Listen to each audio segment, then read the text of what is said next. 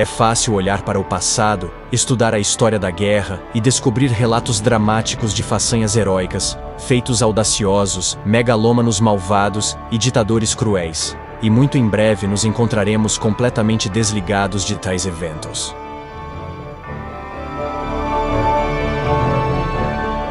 As guerras turbulentas que tiveram lugar há tanto tempo parecem ter pouca relação com a realidade e serão, de facto, muitas vezes matéria de lendas.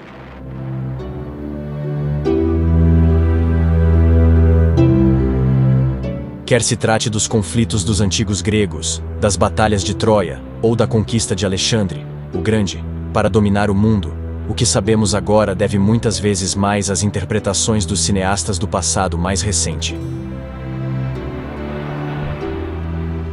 A guerra é uma questão de heróis, de glória e de uma história de cortar a respiração e, invariavelmente, os verdadeiros horrores dos conflitos humanos perdem-se na narrativa.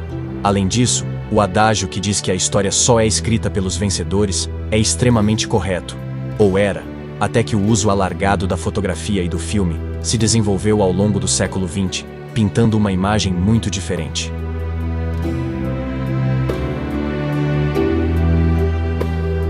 Assim, para compreender realmente o conceito de guerra à escala global, os anos da Segunda Guerra Mundial, de 1939 a 45, fornecem talvez a primeira visão completa da desumanidade do homem para com o homem, juntamente com a bravura e o heroísmo que mostram as piores e as melhores facetas da natureza humana.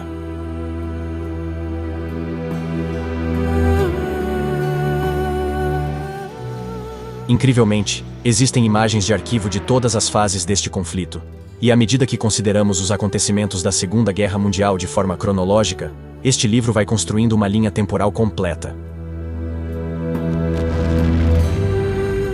Este é o nosso passado com o qual nos podemos relacionar verdadeiramente, revelando uma história repleta de sobreviventes vivos, que ainda podem contar histórias de camaradagem, dificuldades, sofrimento e, infelizmente, por vezes, a futilidade da batalha.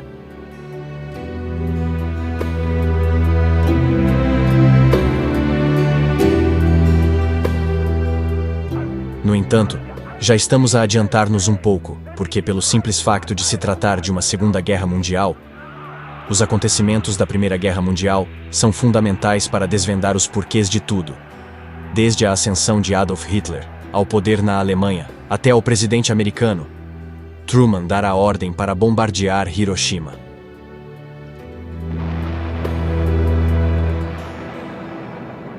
A Primeira Guerra Mundial, que decorreu entre os anos de 1914 e 1918, é muitas vezes referida como a Grande Guerra, embora pouco tenha de grandioso.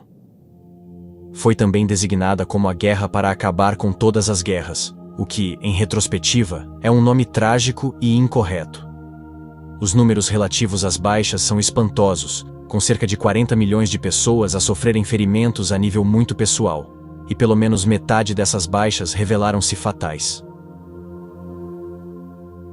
A chamada Grande Guerra terminou com um armistício às 11 horas da manhã do dia 11 de novembro do 11º mês de 1918, após o qual o derrotado Império Alemão teve a sua própria revolução interna, que conduziu ao fim da monarquia e à instauração da Alemanha como república. Mesmo após a assinatura do armistício, as forças vencedoras mantiveram os seus bloqueios em todo o país.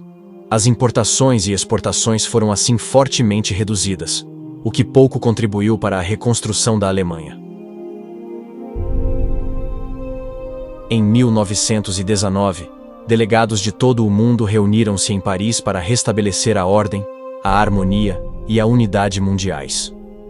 O principal objetivo era evitar que uma guerra desta dimensão voltasse a acontecer, tendo sido criada a Liga das Nações. O tratado oficial que marcou o fim da Primeira Guerra Mundial surgiu pouco tempo depois da Conferência de Paz de Paris e constituiu a espinha dorsal da Sociedade das Nações.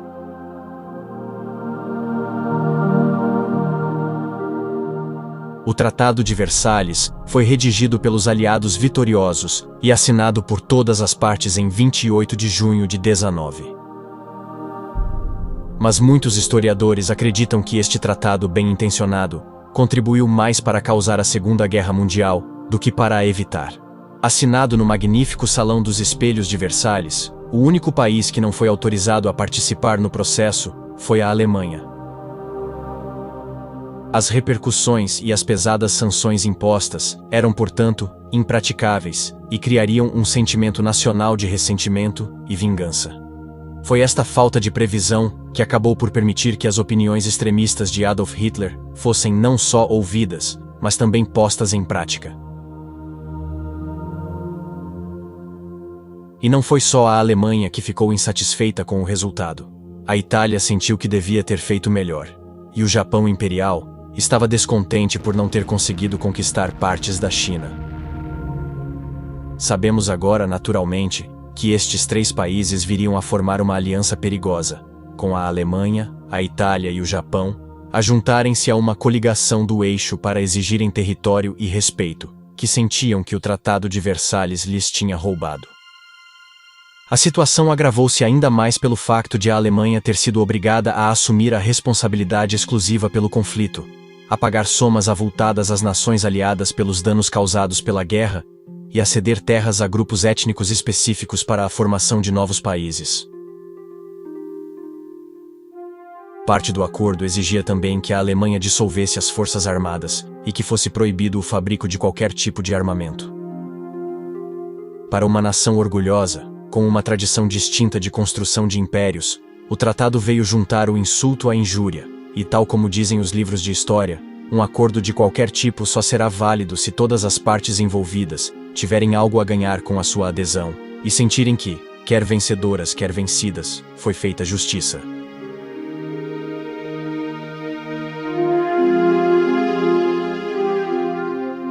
No final da Primeira Guerra Mundial, a maioria das nações envolvidas e os seus cidadãos desenvolveram uma mentalidade pacifista, não querendo voltar a experimentar os horrores do conflito.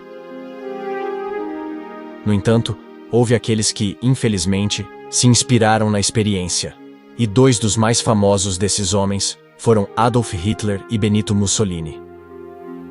Com visões igualmente distorcidas e um gosto distinto pelo fascismo, representavam um perigo para a tão desejada ideia de paz mundial, e nenhum deles perderia tempo a subir ao poder.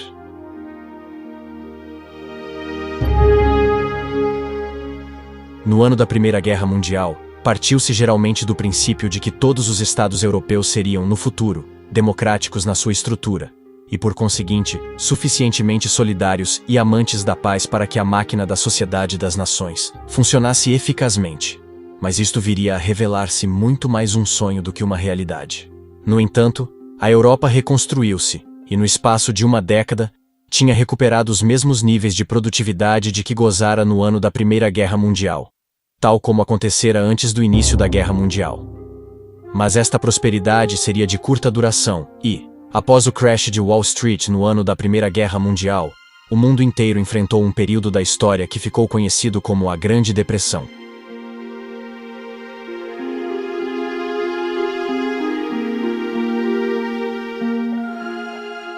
Para o povo alemão, já duramente afetado pela enorme dívida de guerra contraída devido ao Tratado de Versalhes, este foi um golpe terrível para a sua economia já em ruínas.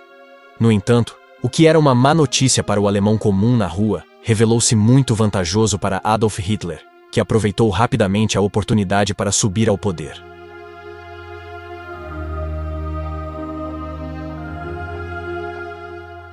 Este capítulo intitula-se O Caminho para a Guerra. E não havia ninguém mais interessado em seguir este caminho do que Hitler, que ironicamente era austríaco de nascimento.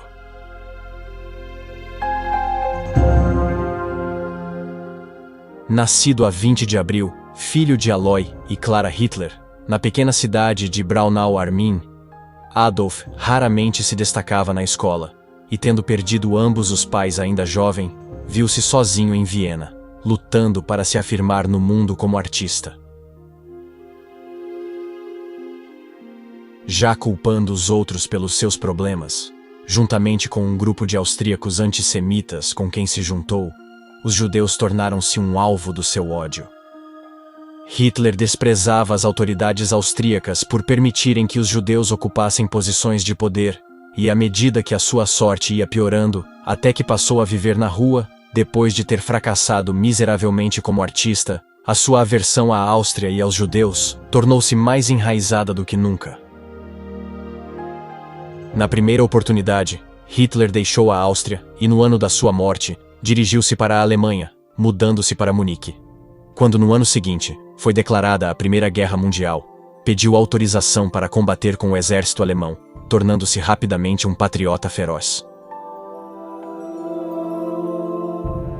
Após o serviço nas trincheiras, Hitler, juntamente com muitos dos seus camaradas alemães, ficou revoltado quando o governo alemão se rendeu no ano da sua morte.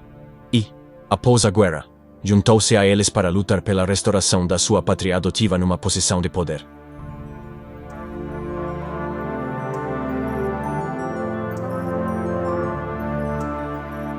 Não foi muito depois da ratificação do Tratado de Versalhes que Hitler iniciou a sua carreira política, discursando numa reunião do Partido dos Trabalhadores Alemães, e os seus dotes oratórios não tardaram a ser notados.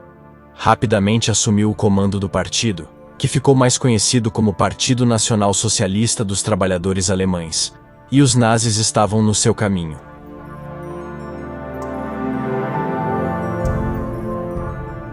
No entanto, no ano da sua morte, Hitler sentiu que os meios políticos eram demasiado lentos e tentou um golpe militar numa cervejaria de Munique, que foi um desastre.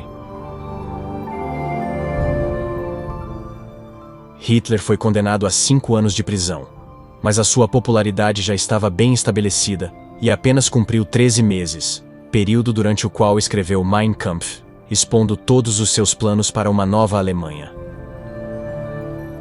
E, claro, isso colocou-o na posição perfeita para oferecer a salvação à Alemanha no início dos anos 30, quando as terríveis dificuldades da depressão começaram realmente a afetar, e as pessoas racionais, que de outra forma teriam descartado Adolf Hitler como um fanático, começaram a acreditar no que ele estava a dizer. Foi esse o caso quando se tratou de reconstruir as forças armadas alemãs, que proporcionavam empregos muito necessários, mas que eram estritamente proibidos pelo Tratado de Versalhes. Após o incêndio do Reichstag no ano de 30, Hitler culpou os comunistas de tentarem destruir a sede do governo alemão, e pouco depois, Hitler subiu ao poder. A sua posição foi ainda mais assegurada quando o presidente Hindenburg morreu no ano de 30, e nessa altura, o poder de Hitler tornou-se absoluto. O Führer alemão detinha agora os títulos de chefe de Estado, comandante em chefe das forças militares alemãs, chanceler e chefe do partido nazi. Não havia dúvidas. Hitler reinava supremo e começou a construir o seu império a uma velocidade alarmante. No ano da guerra, as fileiras do exército tinham aumentado para mais de 500 mil homens, e a produção de armas e munições tinha sido retomada. Além disso, a Renânia, uma região a oeste que faz fronteira com a França, foi reocupada por unidades militares. Esta região tinha sido desmilitarizada após a Primeira Guerra Mundial, mas apesar da violação de tratado após tratado, pouco foi feito pelo resto do mundo para controlar o novo regime militar alemão.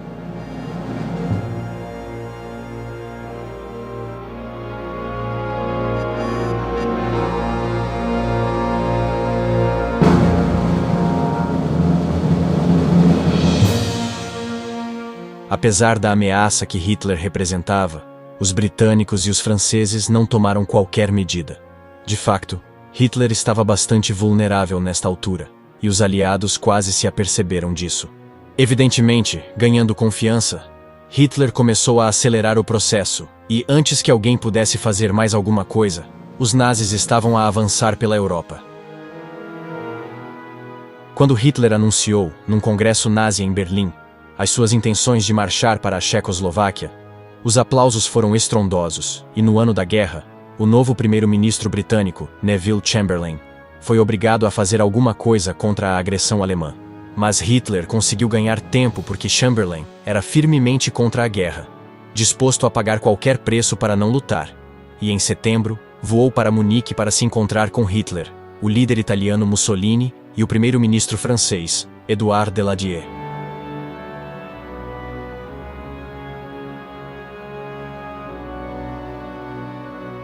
Para Chamberlain, o apaziguamento era o caminho a seguir e, enquanto os cidadãos britânicos se preparavam para a guerra, o seu primeiro-ministro acordou uma solução pacífica com Hitler. Ao permitir ao ditador alemão algumas terras na Checoslováquia, este não iria mais longe, e quando o Tratado de Munique foi assinado, Chamberlain regressou à casa triunfante, afirmando que tinha um pedaço de papel que garantia a paz e não a guerra.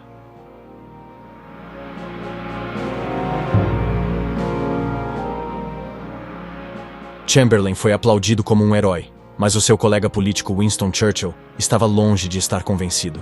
Afirmava que a Grã-Bretanha e a França tinham de escolher entre a guerra e a desonra, e para Churchill, ambas as nações tinham escolhido a desonra e previa que haveria guerra. Então, no dia 13 de março de 1039, sem aviso prévio, os nazis marcharam para a Checoslováquia e, com a queda de Praga, os piores receios de Winston Churchill revelaram-se bem fundamentados. Chamberlain teve de enfrentar todo o horror do que estava para vir.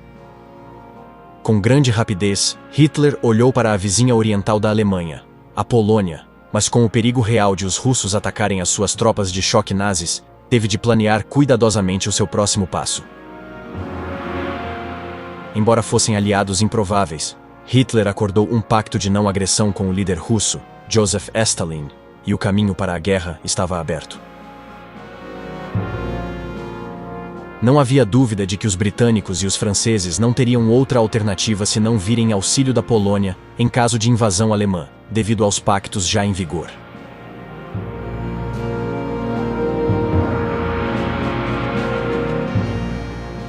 Mas Hitler tinha usado bem o seu tempo e estava pronto e à espera de enfrentar quaisquer consequências, bem como tudo o que as forças aliadas lhe pudessem atirar.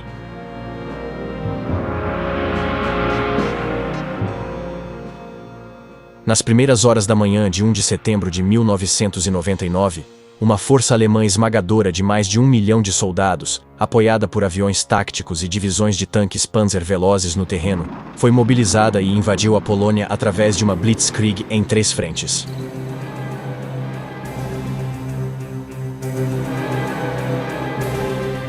O termo blitzkrieg, quando traduzido, significa simplesmente ataque relâmpago. Foi uma manobra militar tática desenvolvida por um oficial do exército chamado Hans Guderian e defendida pelo próprio Hitler, baseada na surpresa e na velocidade. Utilizava soldados a pé no terreno e tanques, com aviões a fornecerem cobertura adicional a partir de cima. E a razão pela qual Hitler adoptou um novo plano tão radical deveu-se às suas experiências na Primeira Guerra Mundial, onde muito pouco progresso foi feito durante meses de cada vez. A oposição era verdadeira com a Blitzkrieg, pois o objetivo era invadir rapidamente e criar o caos e o pânico usando velocidade, coordenação e movimento tático. Os bombardeiros de mergulho Stuka voavam primeiro para cortar o local e isolar uma área-alvo. Isto foi feito através da destruição de linhas ferroviárias e centros de comunicação, o que fez com que ninguém pudesse sequer pensar em montar uma defesa antes da chegada dos tanques e da infantaria para completar a ocupação.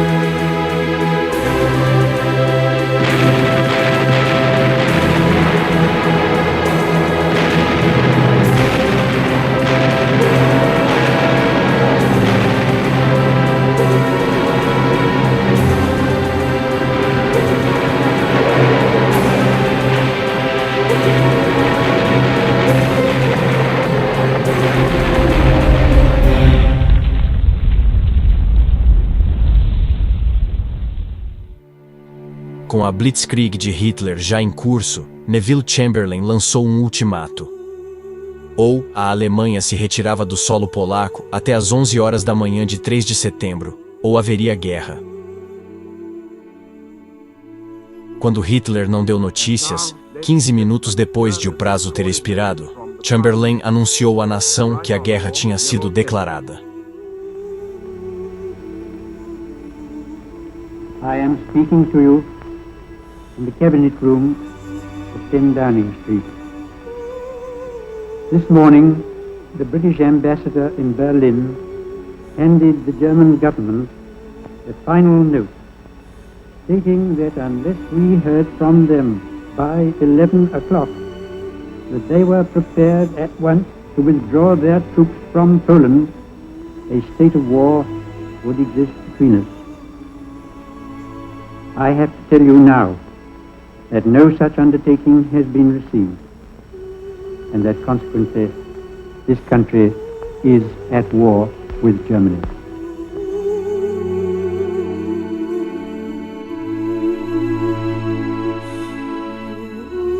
As nações da Commonwealth, a Austrália, o Canadá, a Nova Zelândia, a África do Sul e a Índia estavam todas preparadas para se levantarem e serem contadas na luta contra a tirania nazi. E a França rapidamente seguiu o exemplo de Chamberlain algumas horas mais tarde, declarando também guerra à Alemanha. Quaisquer que tenham sido os erros de julgamento de Chamberlain, que não conseguiu evitar o início da Segunda Guerra Mundial, neste dia histórico, pelo menos tomou uma das suas melhores decisões. Winston Churchill, que tinha argumentado tão vigorosamente contra as negociações com Hitler, foi convidado a regressar ao seu posto de primeiro-lorde do Almirantado, que tinha ocupado pela última vez no ano da sua morte. Segundo o folclore, o Almirantado enviou uma mensagem jubilosa a todos os seus navios, anunciando simplesmente: Winston está de volta. Compreender o papel de Churchill na Segunda Guerra Mundial é crucial, porque ele era uma personagem única, capaz de mudar o curso da história pela pura força da sua personalidade. Além disso, nos primeiros meses da guerra, já estava na idade da reforma e tinha um passado político, no mínimo, colorido. Nascido no seio da aristocracia britânica em novembro, no Palácio de Blenheim, em Oxfordshire, Winston era filho de Lord Randolph Churchill e da sua mulher americana, a bela da sociedade Jenny Jerome. No que diz respeito à educação, Winston estava longe de se destacar, mas estava determinado a passar no exame de admissão para Sandhurst, e quando o conseguiu, foi o início de uma carreira militar que o levaria a lugares tão distantes como a Índia e a África do Sul. No entanto, foi o seu trabalho como correspondente de guerra, e não como soldado, que o tornou conhecido do público.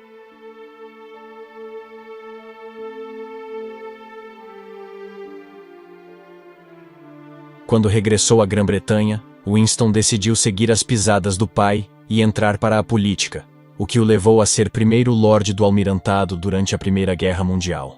Infelizmente, o seu estilo franco fez com que se tornasse o bode expiatório do desastre de Galípoli, onde morreram tantos soldados britânicos e da Commonwealth, obrigando Winston a ocupar um lugar secundário na Câmara dos Comuns.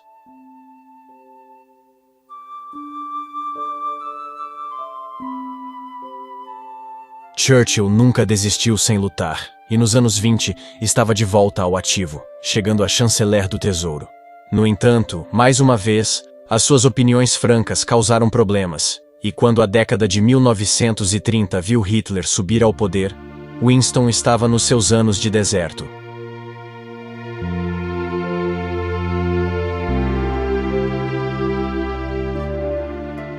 Mesmo assim, não havia como calar Churchill sobre Hitler, como já ouvimos, avisando o mundo inteiro do que aconteceria se não fossem tomadas medidas rapidamente. Consequentemente, quando Winston Churchill assumiu o seu posto no Almirantado, o povo britânico olhou para o homem que tão resolutamente previra o que Hitler iria fazer, e esperou grandes coisas dele. E nunca foi tão vital o aparecimento de um líder de homens, porque no mesmo dia em que Churchill assumiu o comando da parte naval da divisão de guerra, um submarino alemão torpedeou um navio de passageiros britânico, que transportava mais de 1.000 pessoas de Glasgow para o Canadá, das quais cerca de 300 eram americanas. O navio, chamado Athenia, foi afundado, matando 118 civis que se encontravam a bordo.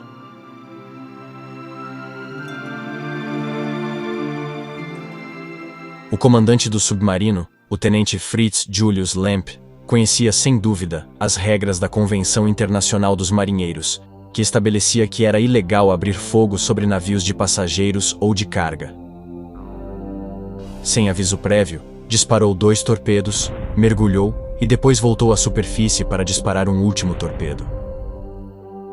No entanto, é provável que tenha confundido o Athenia com um navio de guerra e o facto de não ter oferecido ajuda, mantendo o silêncio de rádio, agravou o erro, uma vez que o submarino abandonou rapidamente o local, quando a notícia do destino do Athenia correu o mundo. Nas 24 horas seguintes, todos os que ouviram falar do facto ficaram indignados. De facto, a primeira coisa que Adolf Hitler fez foi negar qualquer conhecimento do incidente, ordenando que o diário de bordo do submarino fosse reescrito, enquanto Joseph Goebbels, o ministro da propaganda nazi, afirmava que tinha sido um torpedo de um submarino britânico a atingir o Athenia. Mais tarde, acrescentou que tudo não passava de uma manobra publicitária de Winston Churchill para desacreditar a Alemanha e atrair os Estados Unidos para a guerra, provando, sem margem para dúvidas, que o novo primeiro-lorde do almirantado já estava a fazer ondas. Entretanto, enquanto a batalha pela supremacia no mar começava a sério, o primeiro ataque aéreo britânico, cortesia da RAF, foi lançado a 4 de setembro, mas nem tudo correu como planeado. Os aviões perderam-se, foram abatidos, e tal como o U-Boat de Lamp, atacaram os navios errados, e pior ainda, a certa altura, o país errado. Dos 29 bombardeiros que se preparavam para lançar o medo e o terror sobre as bases navais alemãs, apenas 8 o conseguiram fazer. 2 dias mais tarde, outro desastre atingiu a RAF, quando soou um falso alerta de ataque aéreo, incitando vários furacões e Spitfires a subir aos céus, mas acabando por se abaterem uns aos outros, sem que houvesse aviões inimigos à vista. No entanto, como é próprio da guerra, apenas uma semana mais tarde, os britânicos foram bem-sucedidos quando o primeiro navio alemão foi destruído, um U-Boat, com carga de profundidade e afundado por um contratorpedeiro britânico. No entanto, quaisquer celebrações jubilosas seriam tristemente interrompidas porque, a 17 de setembro, o HMS Courageous foi afundado ao largo da costa da Irlanda por um submarino de retaliação, ceifando a vida a 500 membros da tripulação do porta-aviões britânico. Erstes Torpedo fertig machen zum Schuss. Erste Torpedo fertig. Feuer!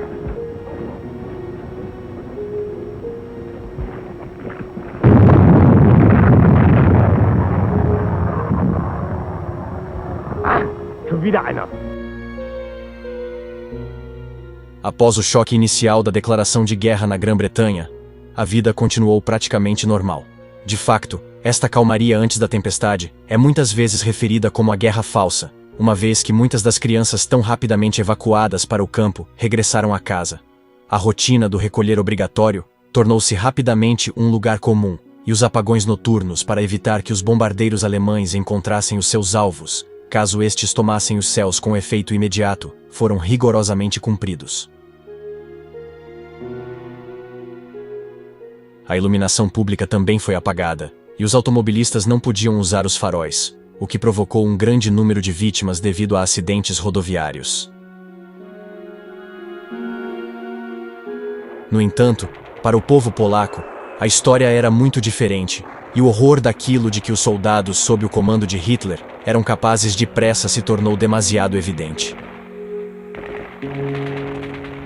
Não havia como escapar à bem ordenada máquina de guerra alemã, e embora os britânicos e os franceses se sentissem confiantes de que os polacos poderiam defender-se, pelo menos por enquanto, estavam tristemente enganados. O ataque ao povo polaco foi também violento, e na Operação Tannenberg, as execuções em massa resultaram em mais de 20.000 mortes impiedosas, à medida que as atrocidades da guerra iam cobrando o seu preço. Apesar de as probabilidades serem tão grandes, o que restava da milícia polaca e o maior número possível de voluntários civis tentaram defender Varsóvia.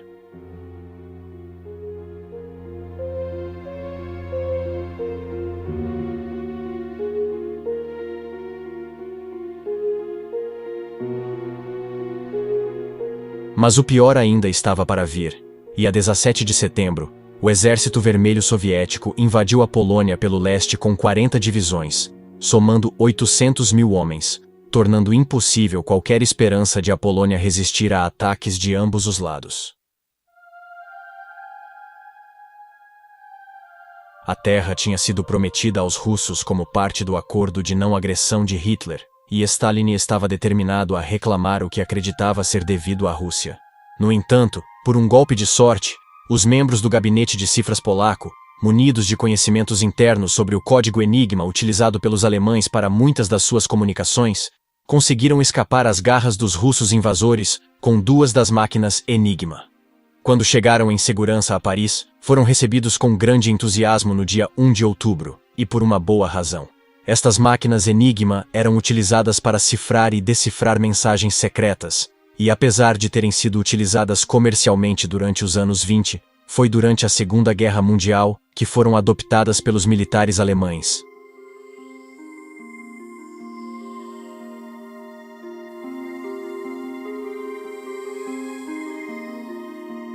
Embora as verdadeiras implicações desta fuga só viessem a ser totalmente percebidas algum tempo depois, a informação obtida através desta fonte, com o nome de código Ultra, viria a revelar-se uma ajuda significativa para o esforço de guerra dos aliados.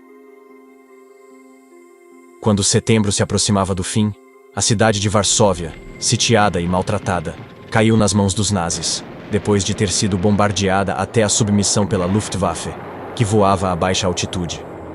A Polônia não teve descanso, pois já era uma das forças aéreas mais fortes, mais avançadas e mais experientes em combate do mundo no início da guerra, em 1939, oficialmente revelada em 1935, em violação direta do Tratado de Versalhes. O seu objetivo era apoiar a Blitzkrieg de Hitler em toda a Europa. Os aviões que iriam servir na Luftwaffe eram de uma nova era e muito superiores aos da maioria das outras nações nos anos 30. Sob tal pressão, foram necessários apenas alguns dias para que a Polônia se rendesse incondicionalmente, a 27 de setembro.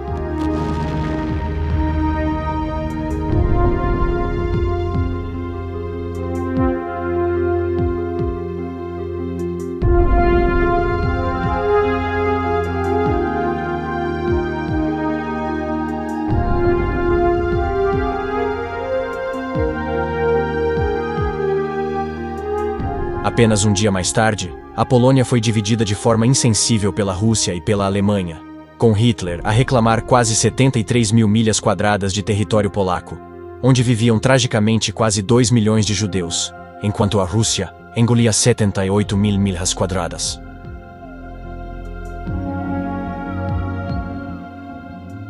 Os estados bálticos da Lituânia, Letônia e Estônia também foram tomados pela Rússia. A maior parte da milícia polaca foi feita prisioneira pelos alemães, enquanto as perdas militares de Hitler durante esta campanha foram mínimas. E para os russos, as baixas foram ainda menores, devido ao facto de, quando invadiram a Polônia, esta já estar dominada.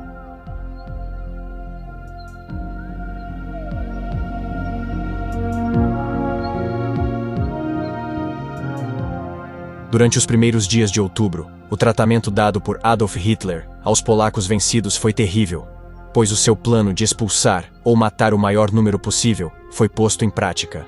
Eram, nas suas palavras, uma população estrangeira, perigosa para o Reich, e mesmo nesta fase inicial, as atrocidades cometidas em nome da pureza racial eram repugnantes. Mas o programa de extermínio, com o nome de código Aktion Tequar, não se aplicava apenas à Polônia, porque na Alemanha, o que tinha começado muito antes com a eutanásia forçada dos idosos e dos doentes mentais, foi alargado à medida que o plano maléfico de Hitler para uma nação ariana começava também a centrar-se nos recém-nascidos e nas crianças muito pequenas. Era função dos médicos e das parteiras registrar todas as crianças que nascessem com algum tipo de deficiência, para que os funcionários de Hitler pudessem decidir quem vivia ou morria. Eram também enviados questionários a quem não tivesse cidadania alemã ou não fosse de sangue alemão. Hitler se espalhava pelos territórios que conquistava, o seu próprio povo sofria horrores iguais.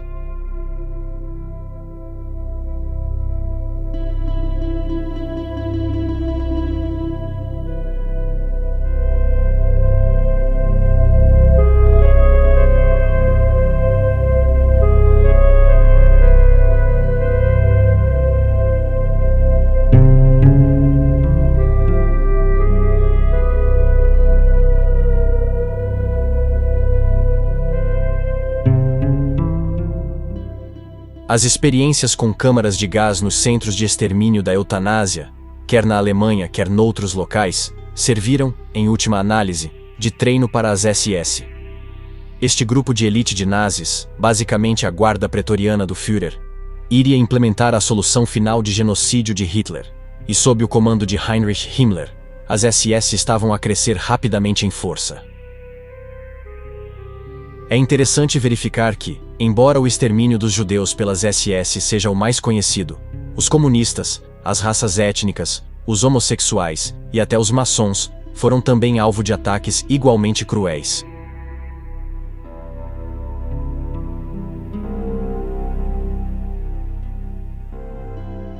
À medida que a guerra avançava, a experiência técnica adquirida durante o programa de eutanásia foi utilizada na construção de enormes centros de extermínio em Auschwitz, Treblinka e outros campos de concentração, numa tentativa de exterminar toda a população judaica da Europa assassinada durante o Holocausto. Muitos deles eram polacos. Apesar de as ações de Hitler na Polônia terem resultado na declaração de guerra, ele ainda tinha esperanças de um acordo negociado com os britânicos. Mas, a 12 de outubro, o primeiro-ministro Neville Chamberlain rejeitou as propostas de paz insinceras de Hitler e disse ao povo britânico que nenhuma promessa de Hitler ou do atual governo alemão deveria ser acreditada ou aceite como um facto. No entanto, apesar de a lição de que não se podia confiar em Hitler ter sido aprendida com a casca do Tratado de Munique, que ele tão prontamente aceitou sob a liderança de Chamberlain, não houve qualquer tentativa de se tornar proativo contra os nazis. Consequentemente, o Führer alemão não perdeu tempo a reforçar a sua posição, enquanto os aliados continuavam a manter-se numa posição de vigilância e espera.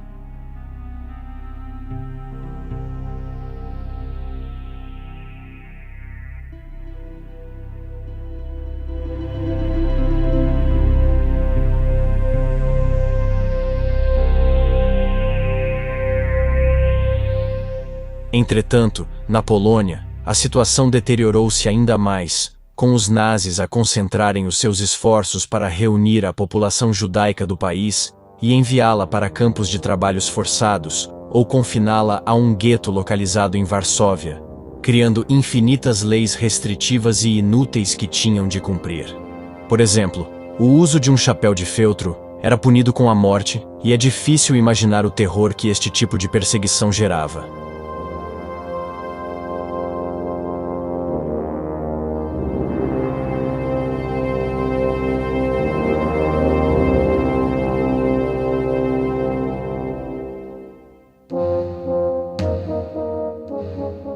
Apesar da já bem oleada máquina de propaganda alemã, sob o comando atento de Joseph Goebbels, em novembro, as notícias do que estava a acontecer àqueles que não eram considerados de raça pura, no país e no estrangeiro, começaram a espalhar-se e houve quem começasse a questionar se Hitler seria o salvador da Alemanha que prometera ser.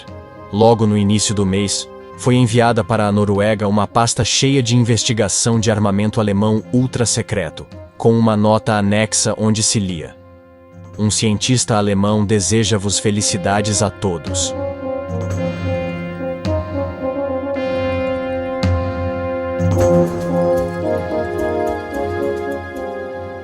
Poucos dias depois, foi efetuada a primeira de uma série de tentativas falhadas de assassinato de Hitler. Foi na mesma cervejaria de Munique, onde Hitler tinha tentado o seu próprio golpe militar, tantos anos antes, e que, ironicamente, tinha sido igualmente desastroso.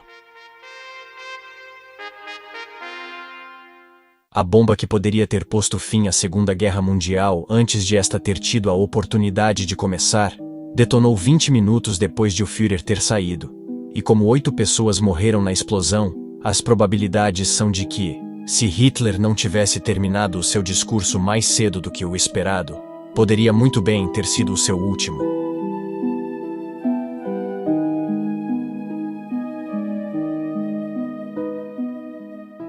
O homem responsável pela bomba, Jörg Elsa, foi detido quando tentava atravessar ilegalmente a fronteira com a Suíça, quando Hitler ainda estava a discursar.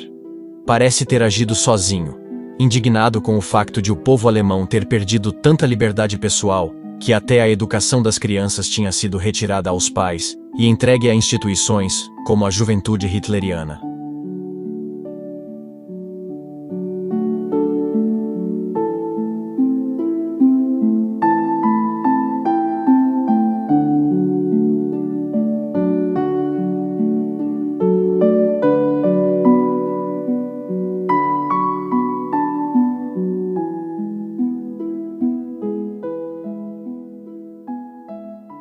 Os principais protagonistas desta primeira parte da guerra começavam agora a posicionar-se, e tendo assegurado a sua vantagem na Polônia, os russos voltaram a sua atenção para a Finlândia. Joseph Stalin tinha todos os motivos para desconfiar de Adolf Hitler, como os anos de guerra que se avizinhavam iriam provar, e embora o pacto de não agressão entre ambos permitisse que os alemães invadissem a Europa, Stalin também tinha os seus próprios objetivos. De igual modo, a Rússia estava atenta aos aliados, e a Finlândia dava-lhes um tampão tático, protegendo o que Stalin considerava ser a vulnerável cidade de Leningrado de qualquer exército que a pudesse atingir.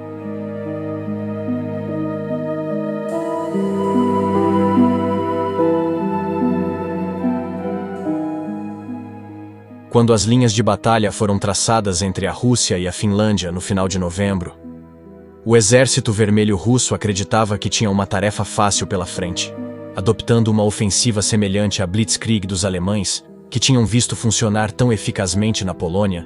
Previam a vitória numa questão de semanas, mas esta foi a primeira de muitas ocasiões em que outros fatores, nomeadamente o clima, teriam uma influência importante no resultado.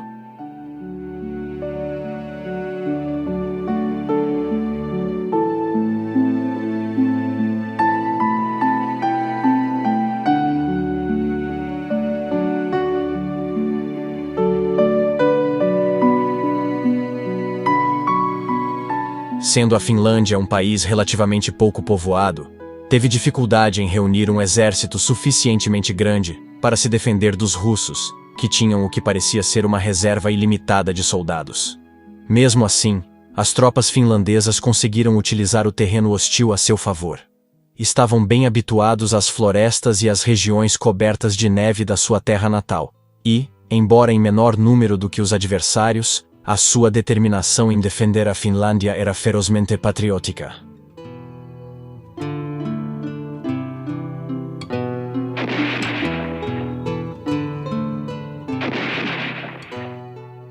O inverno do ano em curso foi um dos piores de sempre na Finlândia, e, ironicamente, as tropas do Exército Vermelho tinham sido enviadas do sul da Rússia, pelo que o frio as tornava particularmente vulneráveis.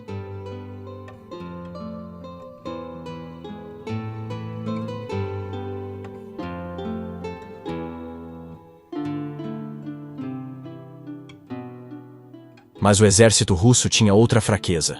Os comandantes no terreno não podiam tomar decisões sem a aprovação de uma autoridade superior, o que resultava em atrasos significativos no campo de batalha. Por conseguinte, o exército russo era frequentemente um dinossauro lento, prejudicado tanto pela geografia da Finlândia, como pela sua rigidez em termos de estratégia. Enquanto a Blitzkrieg tinha sido concebida para incorporar todos os aspectos do exército e da força aérea alemães, cada parte do exército russo atuava como uma entidade separada.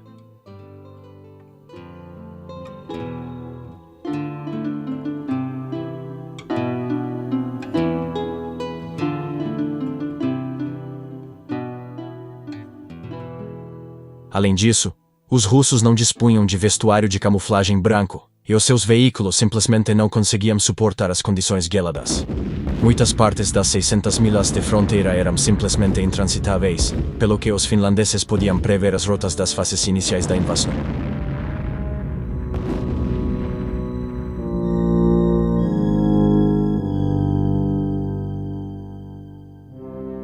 A força aérea russa também estava limitada no tempo em que podia ajudar o exército, porque os dias eram muito curtos durante os meses de inverno. Quando voavam, os russos sofriam pesadas baixas, perdendo 800 aviões, e embora fosse preciso esperar pelo ano novo de 1040 para que este conflito particular fosse resolvido, os finlandeses estavam longe de se sentir intimidados pelos russos.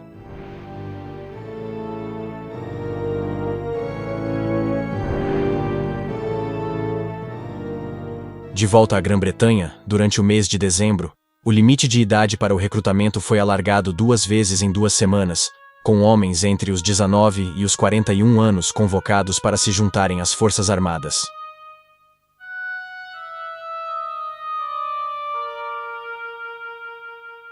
As mulheres com idades entre os 20 e os 30 anos foram aceites para diferentes níveis de serviço. Foi também o mês em que a Royal Navy se envolveu na primeira grande batalha naval do Atlântico Sul durante a Segunda Guerra Mundial, a Batalha do Rio da Prata. Teve lugar ao largo da costa da Argentina e do Uruguai, onde o navio de guerra alemão, o Graf Spee, tinha atacado com êxito a navegação mercante na zona. A Marinha Britânica tinha não um, mas 4 cruzadores nesta área: o Ajax, o Exeter, o Cumberland e o Achilles. E o comandante desta divisão sul-americana partiu em perseguição da perigosa embarcação alemã.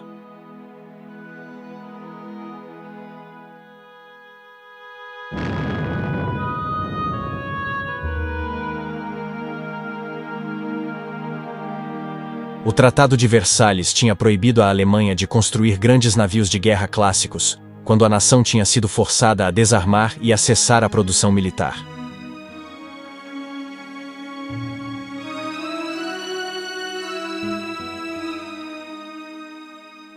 Por isso, a Alemanha construiu navios mais pequenos e compactos, e o Graf Spee, encomendado no ano da batalha, era suficientemente rápido para ultrapassar muitos navios de guerra. Como também estava equipado com armas suficientes, era um inimigo potente.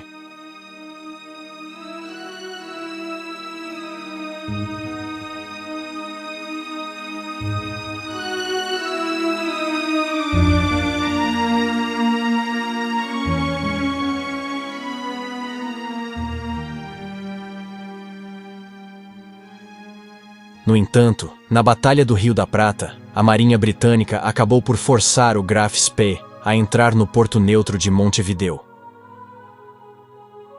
O Exeter, em particular, ficou muito danificado, mas como havia uma restrição de tempo para a permanência do navio alemão, o capitão do Graf Spee, Hans Langsdorff, sabia que só poderia adiar um confronto com a Marinha Britânica por pouco tempo. Foram, no entanto, os serviços secretos britânicos que realmente ganharam o dia nesta ocasião. Tendo convencido Langsdorff de que estava completamente em desvantagem e que não tinha qualquer hipótese de escapar, apesar de ainda faltarem dias para a chegada efetiva da frota. Determinado a salvar a vida da sua tripulação, o capitão alemão decidiu afundar o navio e, 3 dias depois, suicidou-se para provar que não era cobarde. Ironicamente, todos os marinheiros britânicos capturados por Langsdorff afirmaram ter sido extremamente bem tratados por ele, que era sem dúvida um homem de honra, mesmo que alguns historiadores tenham questionado o seu julgamento.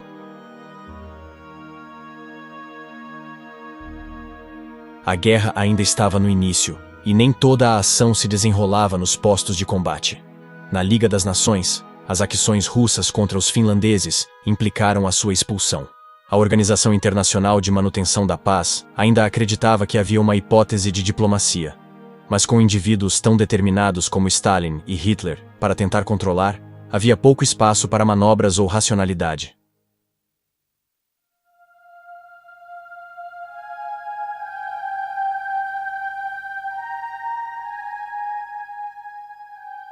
A Liga das Nações tinha sido uma ideia do presidente americano Woodrow Wilson e, embora a sua motivação fosse louvável, na prática, o conceito estava repleto de dificuldades.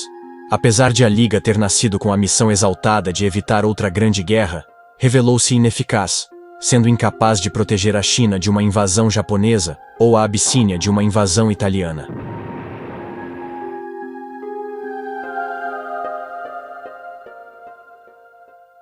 A Liga também foi impotente quando se tratou de reagir ao rearmamento alemão e, no período que antecedeu a eclosão da Segunda Guerra Mundial, pouco pôde fazer a Liga das Nações para cumprir a tarefa que lhe foi confiada no rescaldo da Primeira Guerra Mundial, que deveria, em meu entender, ter posto fim a todas as guerras. A Alemanha e o Japão retiraram-se voluntariamente da Liga no ano da Liga, e a Itália abandonou-a no ano da Liga. Adopted by the Assembly.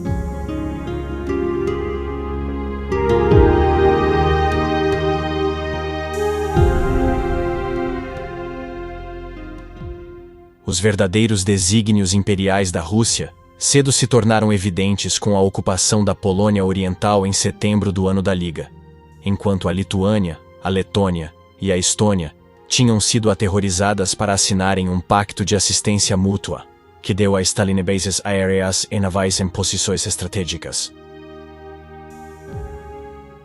Mesmo assim, foi a invasão da Finlândia, sem que qualquer provocação ou pacto pudesse justificar a agressão, que resultou numa condenação mundial. Curiosamente, o sucessor do presidente Wilson, Franklin D. Roosevelt, que foi obrigado a manter-se à margem durante as primeiras escaramuças da guerra devido à opinião pública americana, pronunciou-se contra a invasão, o que levou os russos a retirarem-se da Feira Mundial de Nova York.